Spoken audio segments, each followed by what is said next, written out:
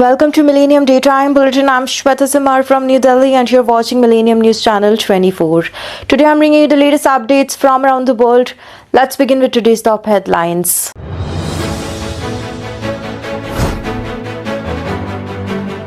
Ukraine officials say mineral deals agreed with the United States.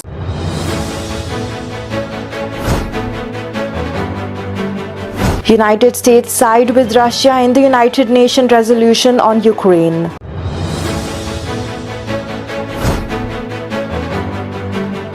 Chile experiences massive blackout hitting 14 of its 16 regions.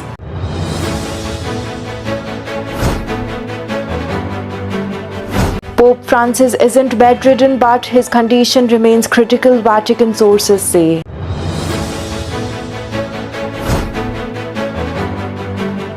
Australia found out about Chinese Navy live fire drills through a commercial pilot, official says.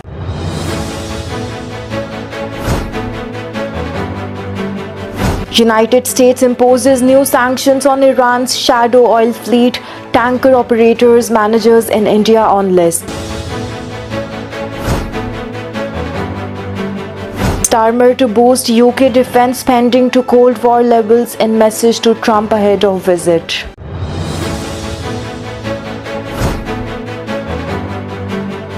Markets show mixed signals, stocks struggle as commodities gain, gold near records high. Next big thing, Hashim Amla tips Shubman Gill to be India's next superstar in the ODI cricket.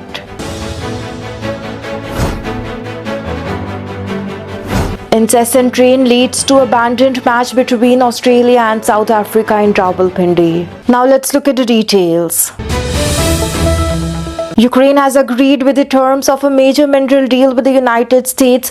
We have indeed agreed with it, a number of good amendments, and see it as a positive outcome, the official said, without providing any further details. Media report says Washington has dropped initial demands for a right to $500 billion in a potential revenue from utilizing the natural resources, but have not given firm security guarantees to the war-torn country that is Ukraine, a key Ukrainian demand. United States President Donald Trump said he was expecting his Ukrainian counterpart Vladimir Zelensky in Washington to sign the deal this week after the two leaders exchanged strong words from each other. Without confirming that an agreement had been reached, Trump said on Tuesday that in return for the deal, Ukraine would get the right to fight on. They have been brave, and he told his reporters, but without the United States and its money and its military equipment, this war would have been over in a very short period of time. Asked whether supplies of the United States equipment and ammunition to Ukraine would continue, he said, maybe until we have a deal with Russia. We need to have a deal, otherwise it's going to continue. There would be a need for some form of peacekeeping in the Ukraine following any peace deal, he added. But it would not need to be acceptable to everyone. Just last week, Trump described Zelensky as a dictator and appeared to blame Ukraine, not Russia, for starting the war. After the Ukrainian leader rejected the US demand for $500 billion in mineral wealth and suggesting that the American president was living in a disinformation space created by Russia. Trump has been pushing for access to the Ukraine's mineral in return for previous military and other aid to the country since Moscow launched a full-scale invasion 3 years ago. Zelensky argued nowhere near the much American aid had been provided, adding, "I can't sell our state." Also, on Tuesday, Trump said the US had given Ukraine between $300 billion and $350 billion. We'll have to see how the story unfolds in a couple of more weeks. The United States has twice sided with Russia in votes at the United Nations to mark the third anniversary of the Russian invasion of Ukraine, highlighting the Trump administration change of stance of the war. First, the US opposed a European drafted resolution condemning Moscow's action and supporting Ukraine's territorial integrity, voting the same way as Russia and countries including North Korea and Belarus at the United Nations General Assembly in New York.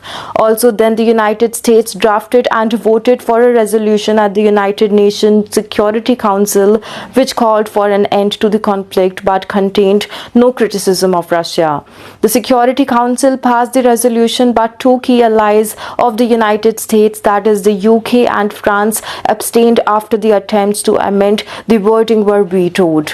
Also on Thursday, British Prime Minister Sir Keir Starmer will likewise visit the new American leader. Trump's White House has appended the transatlantic alliance currying favor with the Moscow and casting doubt on America's long-term commitment to the European security. The rift was laid bare on the floor of the 194 member of the UNGA on Monday as the US diplomats pushed their limited resolution mourning the loss of the life during the Russia-Ukraine conflict and calling for a swift end to it. European diplomat tabled a more detailed text blaming Russia for its full-scale invasion and supporting Ukraine's sovereignty and territorial integrity. We need to reconfirm that the aggression should be condemned and discredited, not rewarded, said Ukrainian Deputy Foreign Minister Mariana Betsa. United Nations General Assembly members backed the European resolution by 93 votes, but extraordinarily, the United States did not abstain but actually voted against it, along with Russia, Israel, North Korea, Sudan, Belarus, Hungary, and 11 other states with the 65 abstentions. Also, the United Nations Security Council also passed the US resolution, but only after it was amended to include language supporting Ukraine, which led to the United States abstaining. Republican Senator John Curtis said he was deeply troubled by the vote which put us on the same side as Russia and North Korea. These are not our friends. This posture is a dramatic shift from American ideals of freedom and democracy, he wrote on X. A massive blackout hit Chile on Tuesday, affecting 14 of the 16 regions of the country, including the capital Santiago and its surrounding area. The National Disaster Prevention and Response Service, that is the SENAPRED, said. The outage has led to the suspension of parts of Santiago transport network. A soccer match was delayed and much of the country's internet is down.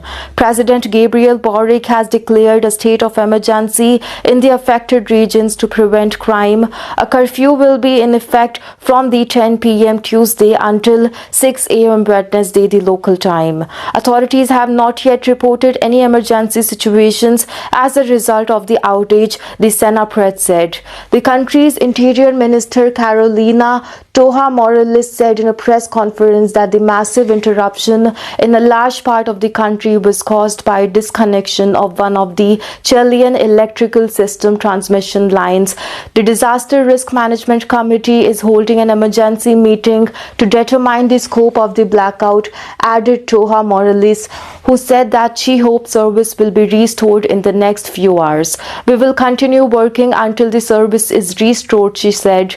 The National Electrical Coordinator, an autonomous body that oversees the operation of the Chilean electrical system, said it has activated a service recovery plan to restore power as soon as possible. Toja Morales said that the National Gendarmerie Force that have been instructed to reinforce its presence in the streets to maintain security and support the flow of traffic. Metro service in Santiago was suspended and passengers were evacuated, Transport Minister Juan Carlos Munoz said. Santiago International Airport said on X that flights are operating regularly thanks to backup system, but Chile's LATAM, that is LATAM airline, said some of its flight could be affected. The outage knocked out internet connectivity across most of the Chile's places, according to internet watchdog NetBlocks, which reported national connectivity at 25% of ordinary levels. Official also suspended a soccer match during the National Copa Chile tournament, saying it would have rescheduled shortly. Health Minister Ximena Aguilera said the healthcare network is fully operational, running on generators that will provide hours of power. Officials are monitoring the health service and vaccine depot as well as the electronic dependent patient. Pope Francis remained in critical but stable condition, Vatican spokesperson Matteo Bruni said on Tuesday, adding that the 88-year-old did not have any acute respiratory episodes and had a scheduled CT scan to monitor his pneumonia. Bruni also added that the Pope's prognosis remained guarded and that the Francis received the Eucharist on Tuesday morning before resuming his work. Earlier on Tuesday, the Vatican said the Pope rested well all night, a day after it said he showed slight improvement but was still in the critical condition. The Pope's condition is the same as yesterday, meaning it remains critical, but the pontiff is not bedridden and can still stand up. The Pope was first admitted to a clinic in Rome more than a week ago undergoing tests for a respiratory tract infection. The Pope was later diagnosed with pneumonia as fear grows about his condition.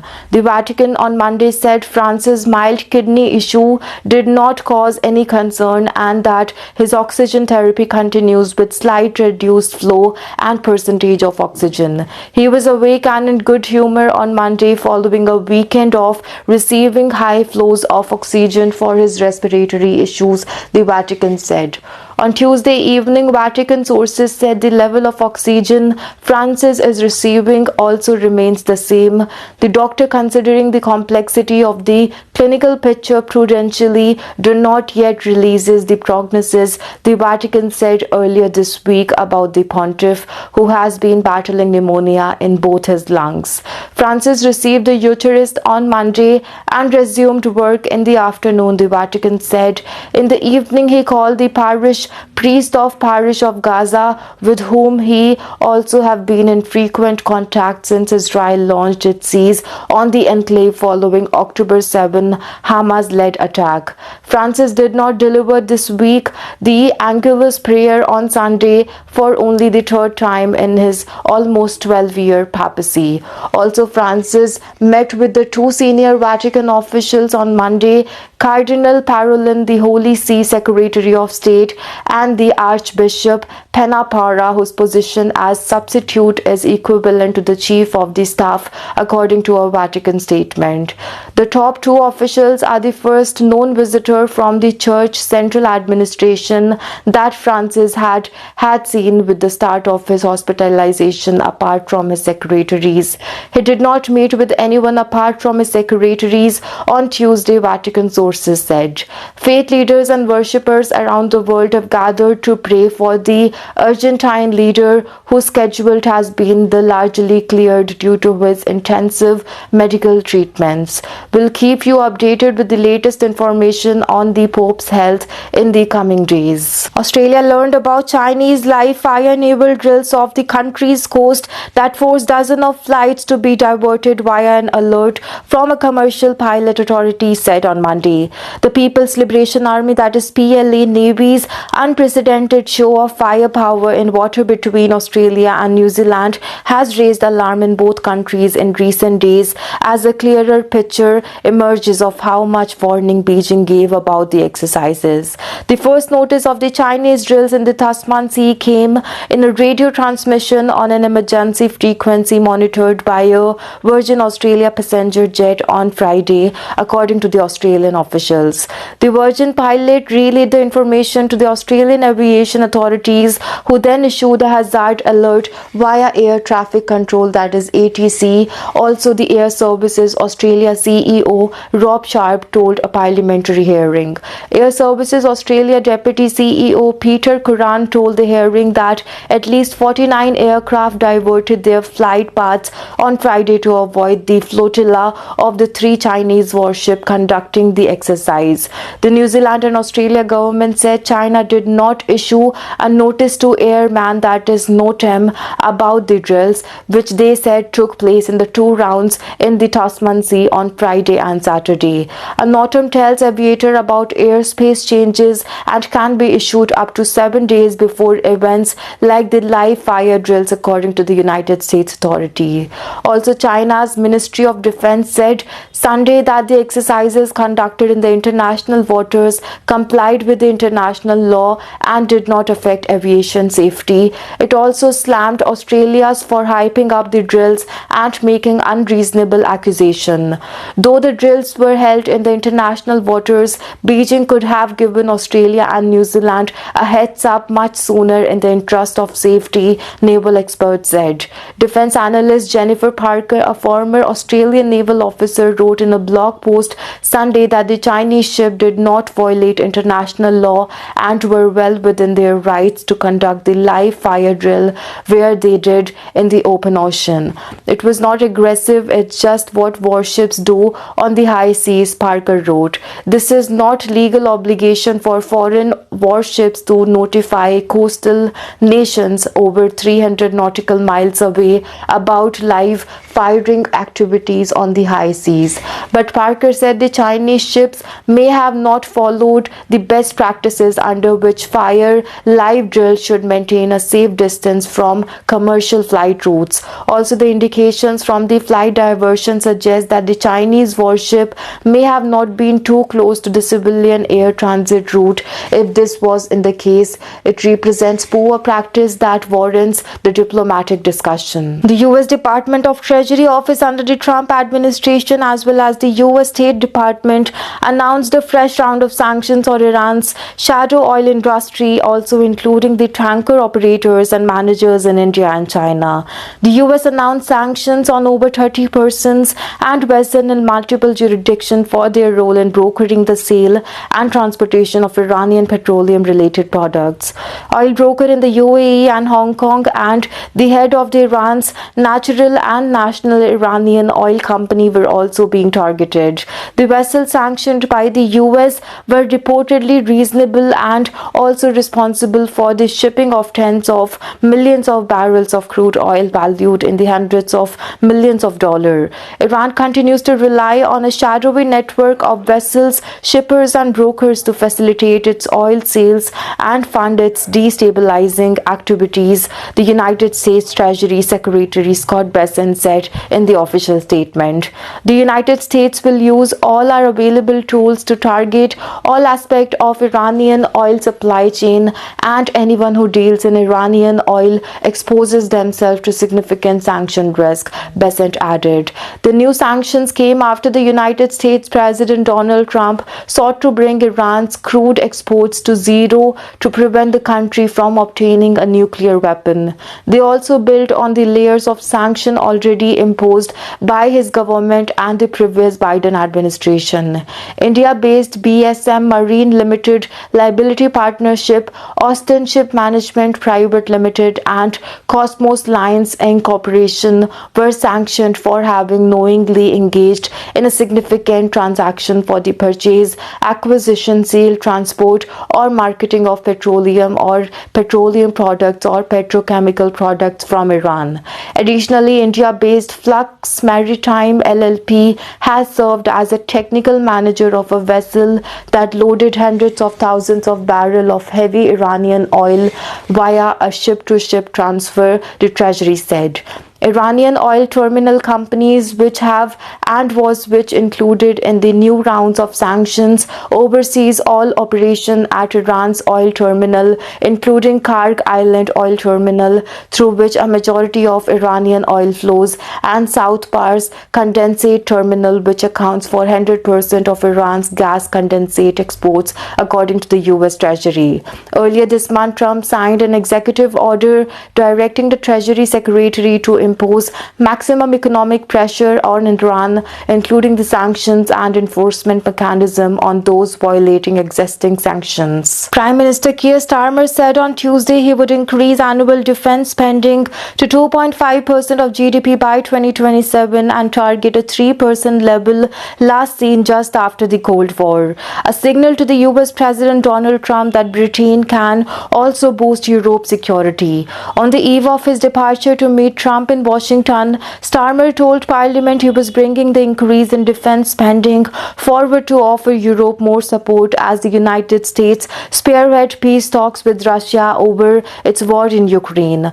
With public spending already stretched in Britain, Starmer said the increase from its current 2.3% would be fully paid for by a 40% cut to the international aid, an announcement he said he was not happy to make, but one of which was necessary to offer Ukraine and Europe support in a few and a new era. Also, since the Trump seemingly abandoned the United States' more Ukraine-friendly approach to Russia's war, blindsiding much of the Europe, Starmer and other European leaders have stepped up diplomatic efforts to show a united front to support the Kyiv. Also, starting from today, I can announce this government will begin the beginning of the biggest sustained increase in the defense spending since the end of the Cold War, Starmer said, adding that the combining and with the spending on the intelligence services will also reach 2.6% from 2027. We must go further still. I have long argued that all European allies must step up and do more of our own defense, he said. He added that Britain would set a target for spending 3% of gross domestic product in the next parliament, which will convene after a national election due in 2029. US Defense Secretary Pete Hegseth welcomed the spending rise after speaking to British Defense Minister John Healey. A strong step from the enduring partner, Hegseth said on the X. The increase would see Britain spending £13.4 billion a year more of the defense from the 2027, the Starmer said. Also, the Institute for the Fiscal Studies, a non-partisan think tank, said this seemed misleading large as an increase of 0.2 percentage points of GDP amounted to only around being £6 billion. Britain's Defence Ministry said it spent £53.9 billion in the 2023 to 2024 financial year. To meet the increase in spending, the international aid budget will be cut from 0.5% of gross national income to 0.3% in 2027, meaning borrowing level would not change, Starmer said.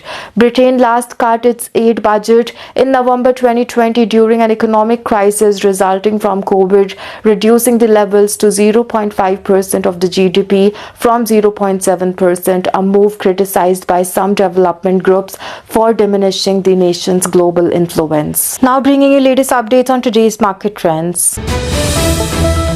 The global stock market displayed a mixed performance with some indices showing gains while others experienced decline. In the United States, the Dow Jones Industrial Average, that is Dow, closed at 43,621.16, gaining 159.95 points, that is 0.37% rise, reflecting steady upward movement in large cap stocks.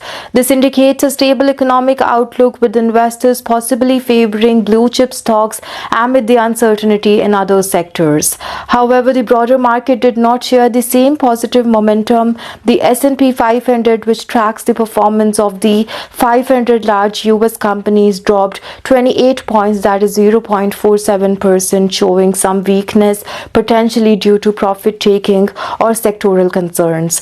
Also, the Nasdaq, heavily weighed with the technology stocks, saw the sharpest decline, losing 260.54 points, that is minus 1.35%, which may suggest that investors are rotating out of high growth tech stocks, possibly due to interest rate concerns or disappointing of the earning reports. Also, meanwhile, the VIX, that is the volatility index which measure market fear and uncertainty, increased by 2.37%, indicating rising concern also of the investors. A higher VIX typically signals potential market turbulence ahead, suggesting the traders may be preparing for more fluctuations in the coming days. Additionally, the Russell 2000, which tracks the small cap stocks in the United States, declined by 8.18%, that is minus 0.38%, showing that smaller companies faced some struggles, potentially due to interest rate sensitivity or economic concern affecting businesses with less financial flexibility. In Canada, the stock market performed better with with both the S&P TSX Composite Index and S&P TSX 60 posting gains. The S&P TSX Composite rose by 52.72 points, that is 0.21% rise, indicating a positive outlook for the broader Canadian markets, while the S&P TSX 60, which tracks the 60 largest company in Canada, gained 4.59 points, reflecting investor confidence in major Canadian corporation. This suggests stability in Canadian equities, possibly driving the strength in the commodities or financial sectors. Further south in the Latin America, the Bovespa index in the Brazil showed a strong upward trend, climbing 578.12 points. This indicates also that the Brazilian equities experienced solid performance, likely fueled by optimism in sectors such as energy, mining, or financial services. In Chile, the S&P IPSA increased by 4.68 points, that is 0.06% rise, a relatively small gain, suggesting that the Chilean market remained stable but without significant momentum. However, in Mexico, the S&P BMV IPC faced a sharp decline, dropping 654.12 points, making it one of the worst performers on the list. The commodities market showed overall positive movement, with energy and metals leading the gain. In the energy sector, the WTI crude oil also on the 0.24% of the price to $69.17, while the Brent crude oil increased 0.25%, that is to reach $73.27, indicating slight upward movement. Also, the natural gas gained $0.02, that of the reaching the $4.15, though it remains volatile within its 52 weeks range of $1.64 to $4.48. In metals, gold surged $19 to reach $2,938, nearing its 52-week high on $2,974, while silver combined to reach at $32. Also, the demand of the safe haven asset showing also the strong momentum. In agriculture, soybean remained stable at $10.49, suggesting a balanced market. Overall, commodities show strength, with oil and metal rising due to economic and geopolitical factors, while soybeans remain steady. We'll be right back after a short break. I'm Shweta Simar from New Delhi. Keep watching Millennium Daytime Bulletin.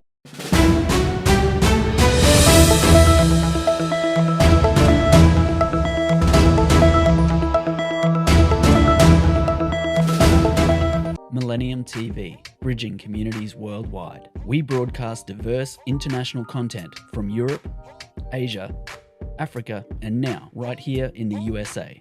Watch us via Roku on your smart TV. Download the Millennium TV app from the App Store to stream our shows anywhere, anytime. Millennium TV.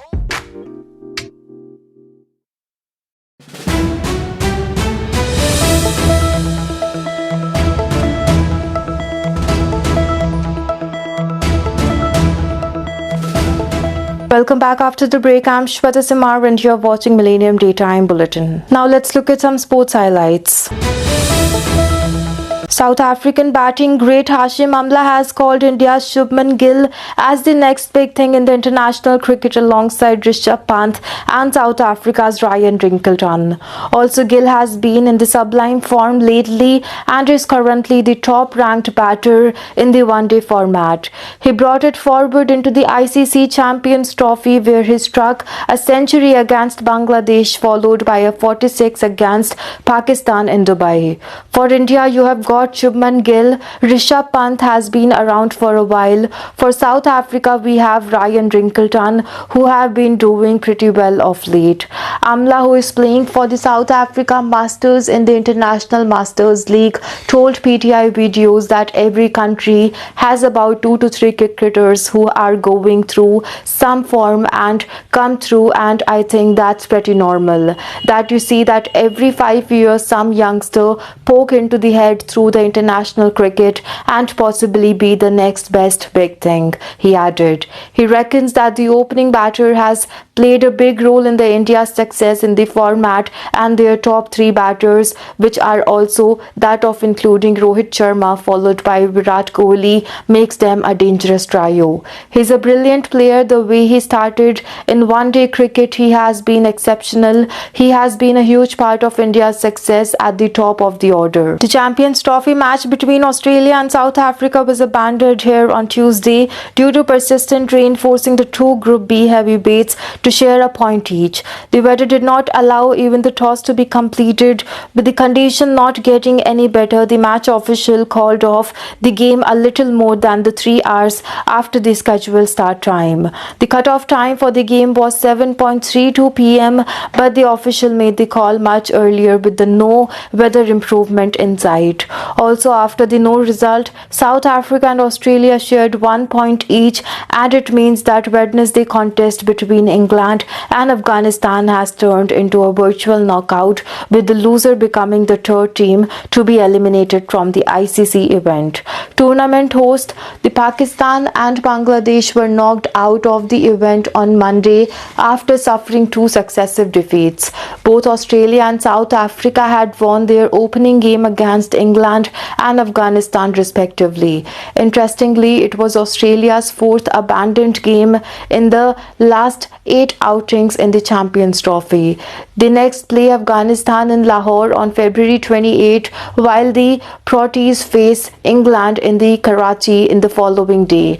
Also, the semi-finalists have already been decided in a Group A, with India and New Zealand progressing after 2 wins in as much as many games. Rain is predicted in Rawalpindi as well as in Lahore, and the Pakistan Cricket Board will be hoping it doesn't play spoil sport in the coming days. That's all for now. Thank you for tuning in. Stay with us for more updates. Log in to stay updated with the latest news on our social media platforms: Facebook, Twitter, Instagram and TikTok at Millennium News 24. Don't forget to check out our YouTube channel Millennium News 24. You can also watch us on Android and iOS devices as well as on Apple TV, Roku TV, Amazon Fire TV and all smart TV platforms. Enjoy entertainment and latest news with us. Download the Millennium TV app, Millennium TV USA for Android and Millennium News on Google. Thank you for being part of Millennium News Channel 24.